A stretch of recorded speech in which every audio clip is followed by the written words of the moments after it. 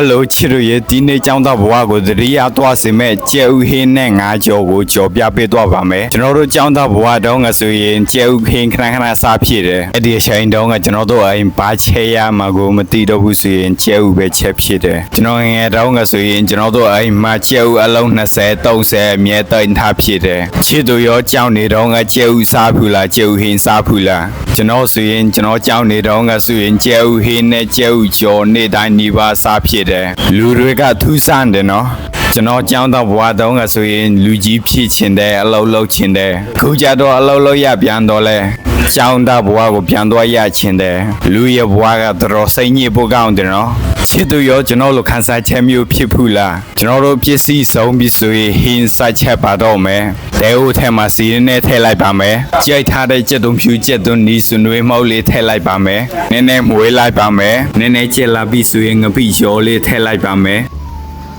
ပြီးရင်နည်းနည်းမွေးလိုက်ပါမယ်။ဟောတို့ချက်တဲ့နီးကသူများတွေချက်တဲ့နီးနဲ့မတူပါဘူး။မကြီးရေထည့်လိုက်ပါမယ်။ပြီးရင်ရေနှစ်ပကန်းလောက်ထည့်လိုက်ပါမယ်။ကျွန်တော်တို့ဟင်းကသူ့ရဲ့ရေအရင်ကြက်အောင်ချက်ပါတယ်။ပြီးရင်ရသားလေးထည့်ပါမယ်။အသားမဟုတ်တစုံစားနှစ်စုံ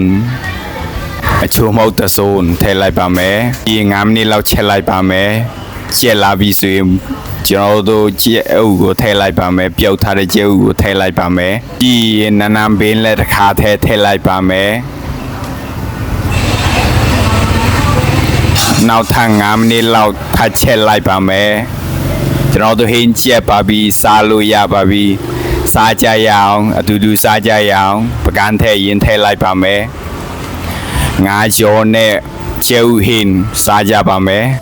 ကျွန်တော်သမင်းပကန်းထဲပါပြီသမင်းတပကန်းလောက်ဟင်းထဲလိုက်ပါမယ်ဟင်းများထဲပါမယ်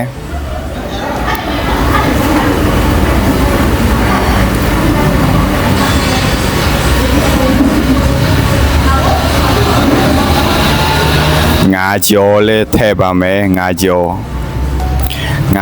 နဲ့မူကထဆော့နဲ့တော်ကြိုက်တယ်ပဲကျွန်တော်စားပါတော့မယ်ဟင်းစားကောင်းလားမကောင်းလားကျွန်တော်မျက်နှာကိုပဲကြည့်ပါတော့